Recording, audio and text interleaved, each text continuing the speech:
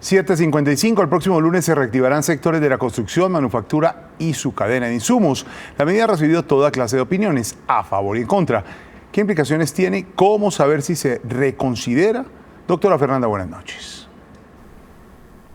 Buenas noches. Independiente y al margen de las opiniones y de la polémica, estas son decisiones que se toman basadas en hechos, en números, en múltiples indicadores, pero también en incertidumbre. Recordemos que nadie tiene la solución perfecta para lo que está viviendo el mundo. Pensar en alargar de manera indefinida una cuarentena hasta que tengamos un medicamento o que tengamos una vacuna no es posible. Lo que se debe pensar es cómo, bajo qué condiciones podemos volver de manera progresiva a la normalidad para que no se aumente el riesgo de contagio, para que no se disparen los casos ni se colapse el sistema.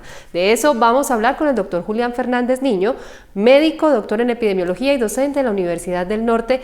Doctor Fernández Niño, buenas noches. Y en estos casos hay modelos matemáticos que permiten tomar estas decisiones. ¿Cómo saber, por ejemplo, bajo qué criterios que esta no es una decisión prematura? Muy buenas noches, doctora Fernanda, y muchas gracias. Ciertamente, lo que los modelos matemáticos muestran es que la única manera de detener al máximo la propagación de la infección sería mantener esta condición que tenemos de supresión dada por la cuarentena, como tú dijiste, de manera indefinida. Indefinida, estamos hablando de un periodo que podría durar hasta 18 meses e incluso más, considerando el tiempo para tener una vacuna disponible. Sin embargo, es inviable pensar para una sociedad de bajos y medianos ingresos que esto es algo sostenible en el tiempo. Entonces, lo que tenemos que hacer, la pregunta no era si teníamos o no que flexibilizar, sino cuándo y cómo. La manera de flexibilizar implica reconocer ciertos grupos de riesgo que son importantes también para la economía, en los cuales podemos permitir, bajo vigilancia estricta y bajo unos protocolos de bioseguridad, permitir comenzar a explorar el impacto que tendría que ellos puedan salir. Sin embargo, tenemos que hacer una evaluación permanente para reevaluar rápidamente esta decisión. Reactivar estos sectores no quiere decir que se vuelva a la normalidad, al contrario, vuelven bajo unas condiciones muy específicas en el transporte público, en sus empresas, en sus casas. El mensaje claro para los que nos escuchan es que no estamos regresando a la normalidad. Va a pasar mucho tiempo para que regresemos a la normalidad.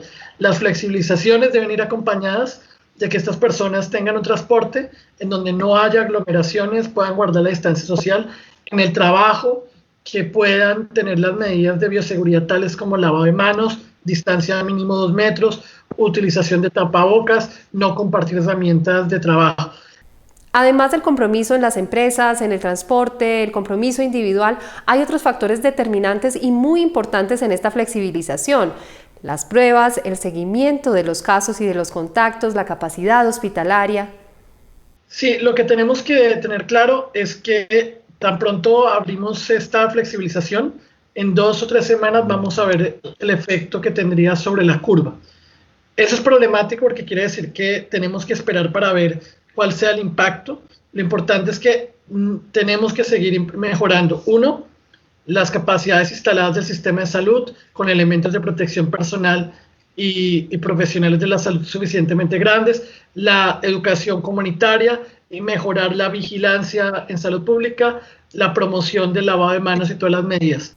Inevitablemente va a haber un aumento en el número de casos. ¿En qué momento? ¿Cómo saber que debemos hacer un alto y volver a la cuarentena o de pronto lo contrario, mantener e incluso ampliar esta medida? Estos criterios aún están por definir. El principio general sería que tratemos de trabajar dentro de un rango muy amplio por debajo de las capacidades máximas del sistema de salud, porque en el momento en donde esas se excedan ya es demasiado tarde y reversar la decisión podría tener un impacto. Entonces necesitamos evaluaciones en tiempo real, considerando el rezago de 3 semanas, para que en el momento en que el sistema esté sobrepasado veamos un incremento importante de casos y muertes, pararlo. Pero indudablemente vamos a presentar casos, lo cual es bueno a la larga también porque presenta personas con inmunidad, pero tenemos que cuidar que no afecte a las personas que tienen mayor riesgo de complicaciones y muerte. Doctor Fernández Niño, muchísimas gracias, que tenga una feliz noche. Hemos ganado tiempo. pero sin duda se requiere una gran organización, una gran coordinación y evaluación para saber en 2 a 3 semanas cómo han impactado estas medidas y no olvidar ese compromiso fundamental con lo básico, la distancia física y el lavado de manos. ¡Feliz noche!